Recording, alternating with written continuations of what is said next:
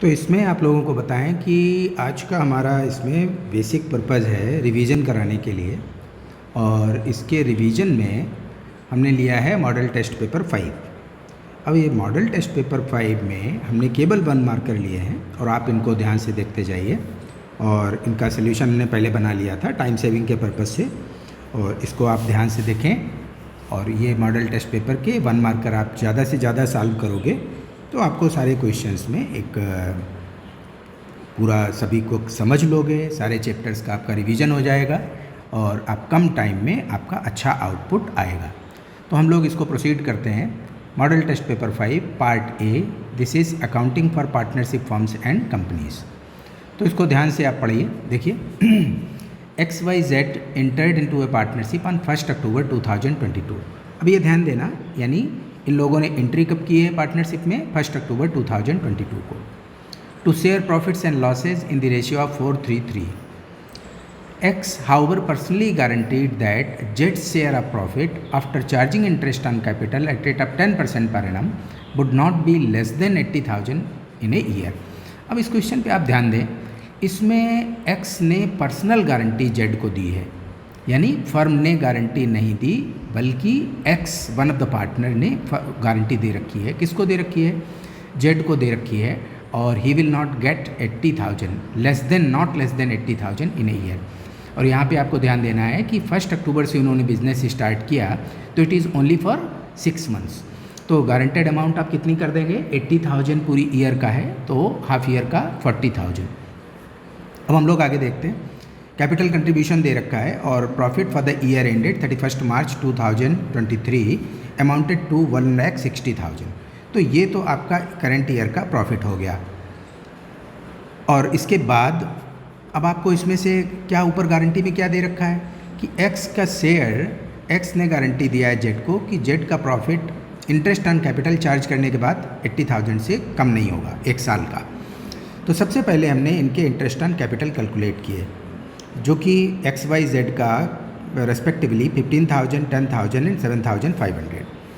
तो distributable profit इनके बीच में आया 1,60,000 minus 32,500, 1,60,000 minus 32,500। The remaining amount is 1,27,500। तो सबसे पहले हमने क्या किया, XYZ, इनका थोड़ा स्पेस लेकर के आप इनको लिख लो।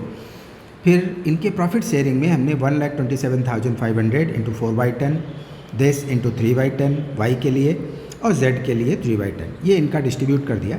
तो required amount of profit on the basis of distributable profit is, ये आपका 51,000, 38,250, 38,250 आ गया।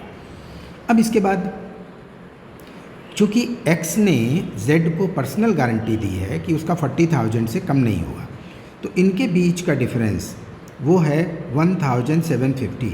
तो 1,750 आप किससे लेंगे? X से लेंगे। तो X से हमने 1,750 कम कर दिया और इसको Z में ऐड कर दिया। Now the profit to be distributed among partner is 49,250, इसको मिलेगा 38,250 और इसको मिलेगा 48,000। तो इस तरीके से आपका ये इसमें जो ऑप्शन C दे रखा है दैट इज़ करेक्ट। तो इसका आंसर हो गया आपका ऑप्शन C। नेक्स्ट देखिए, नेक्स्ट आ जाइए इसका क्वेश्चन नंबर 2। अब क्वेश्चन नंबर 2 इसमें दिया है, when A new partner is admitted existing partnership comes to an end and new partnership agreement among all partners including incoming partner comes into effect but the firm continues। तो इसके case में जब एक नया partner admit होता है तो partnership comes to an end end new partnership agreement among all partners. तो ये करेक्ट लगता है कि जो हमारी पार्टनरशिप है वो पिछली वाली ब्रेक हो जाती है और नई पार्टनरशिप एग्जिस्टेंस में आती है। एक बात और इसी के साथ में आप लोग ध्यान रखें, डिसोल्यूशन ऑफ पार्टनरशिप और dissolution of partnership firm, these two are different. जब फर्म डिज़ोल्व होती है तो पार्टनरशिप निश्चित रूप से डिज़ोल्व हो जाती है, लेकिन पार्टनरशिप डिज़ोल्व होने पे या पार्टनरशिप में कोई चेंज होने पे ज़रूरी नहीं है कि हमारी फर्म डिज़ोल्व हो। तो तो यहाँ ये कह रहा है कि जब एक नया पार्टनर आता है तो हमारी पुरानी पार्टनरशिप डिज़ोल्व हो जाती है या पुरानी partnership comes to an end, क्योंकि अब एक नया पार्टनर भी एडमिट हो गया है, अब आपकी नई पार्टनरशिप चलेगी। तो ये करेक्ट है। नेक्स्ट देखें इसमें रीज़न क्या कहता है, at the time of admission of a partner the partnership firms dissolves. तो this is incorrect because firm is continuing its business but partners has been changed, but only partners changed. So in this case R is not correct because firm does not dissolve. So in this case option A is correct. Option A क्या कहता है कि assertion A is correct but reason R is incorrect. तो अब आप next देखें। Next है सीमा limited decided to issue 50,000 equity shares. It also offered to its directors and employees option to subscribe 5,000 shares besides the shares issued for subscription. The issue these 5,000 shares is, अब इसमें आप लोगों को पता है कि एक कोई कंपनी जनरल पब्लिक में शेयर्स को या तो पार पे इशू कर सकती है या प्रीमियम पे, लेकिन अब अगर ये क्वेश्चन आता है कि क्या कोई कंपनी शेयर्स को डिस्काउंट पे इशू कर सकती है, normally the answer is no, but a joint stock company can offer to its employees shares at a discount and this is under the plan ESOP.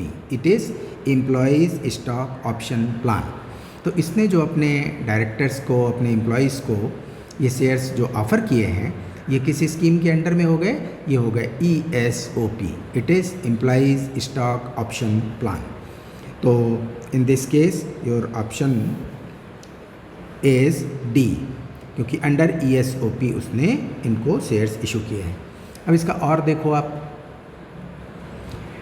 A 10% preference shares of 100 each is issued at 40% premium.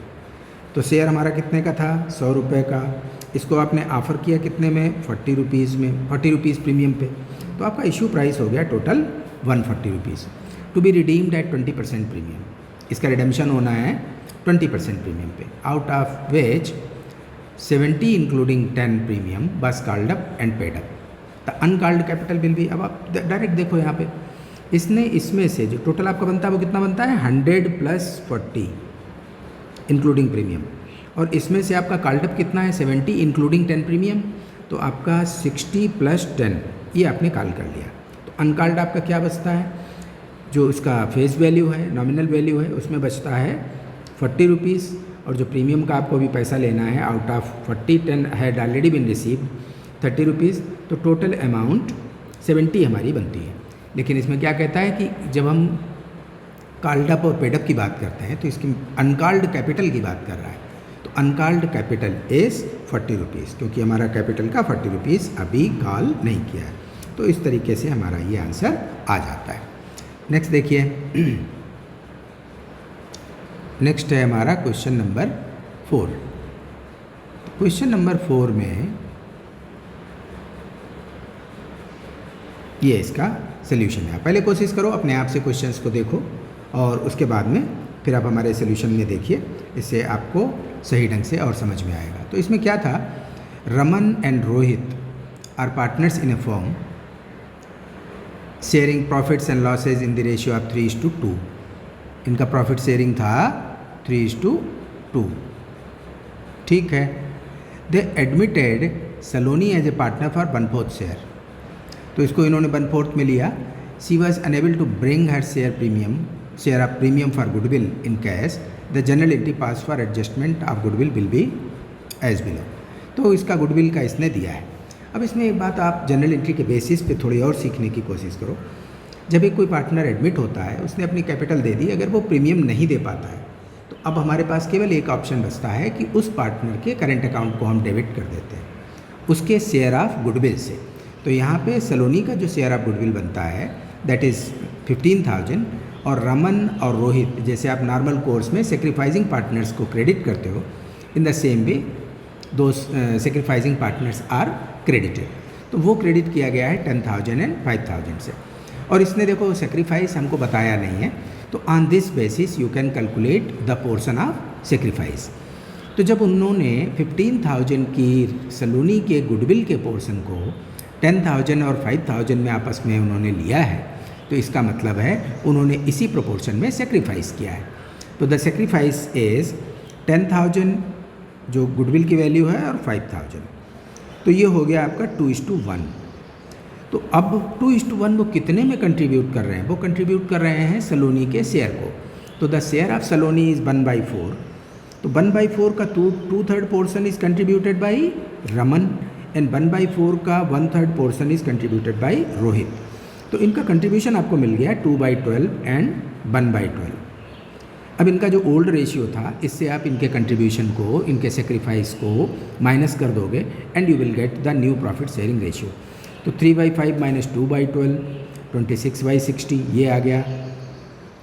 2/5 minus 1/12 इसका sacrifice, the resultant is 19.60 and Saloni's इसका जो हमें denominator बराबर करने के लिए ये आ जाता है 15/60। तो the new profit sharing ratio among them is 26:19:15। So this is C option is correct. तो ये आपने इसको समझ लिया। नेक्स्ट देखिए, नेक्स्ट है इसी का, Ashok, Bilal and Charu are partners trading in sports equipment. Ashok used rupees 5 lakhs of the firm without the knowledge of Bilal and Charu and earned a profit of 87,500. Which action should be taken by the firm to rectify this situation? तो इसमें आप ये समझ लें, एक partner को कोई भी ये एंटाइटलमेंट नहीं मिलता unless all the partner agrees कि वो फर्म की एसेट्स का कोई पर्सनल यूज़ में या अपने बेनिफिट के लिए यूज़ करे। और अगर वो ऐसा करता है तो उसको वो जो अमाउंट उसने ली है या जो एसेट और उस पर जो भी उसने अर्निंग किया है वो सब कुछ उसे फर्म को वापस करना होता है। It is a rule.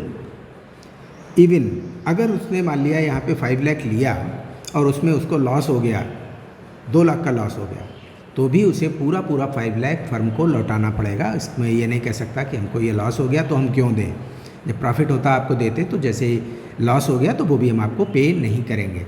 तो this is not according to partnership act. उसमें जो उसने अमाउंट ली है, जो प्रिंसिपल अमाउंट है, साथ में उस पर उसने जो भी कुछ अर्निंग की है, दैट अर्निंग ऑल्सो वो टोटल अमाउंट फर्म को वापस करेगा। तो in this case your option D says that Ashok should return 5,87,500 to the firm. This is the correct option. तो आप इसमें देख सकते हैं कि उसने पूरा पैसा वापस करना पड़ेगा। नेक्स्ट देखिए, 5th, complete the following statement. अब ये कहता है should compensate eight the time of reconstitution of partnership. तो जनरली हम लोगों ने पढ़ा है इसमें कि जो कंपनसेट कौन करता है, गेनर, और किसको कंपनसेट करता है वो, सेक्रीफाइजर को। तो इसमें आपका option C, that gaining partners should compensate sacrificing partners at the time of reconstitution of partnership. अब पार्टनरशिप का रिकंस्टिट्यूशन किस किस केस में होता है? पार्टनरशिप का रिकंस्टिट्यूशन माना जाता है कि in case the profit sharing ratio among existing partners change, a new partner is admitted, an existing partner retires और एन एग्जिस्टिंग पार्टनर डाइज। तो in these circumstances reconstitution of partnership takes place. तो यहाँ पे आपका option C, that is, ये तो question के हिसाब से हो गया कि आपका गेनिंग और सेक्रीफाइसिंग, इसकी बात अभी हो चुकी थी, लेकिन रिकंस्टिट्यूशन आपको किस किस केस में, एग्जिस्टिंग पार्टनर्स के बीच में चेंज, एडमिशन, रिटायरमेंट और डेथ के केस में, उसको पार्टनरशिप का रिकंस्टिट्यूशन मानते हैं।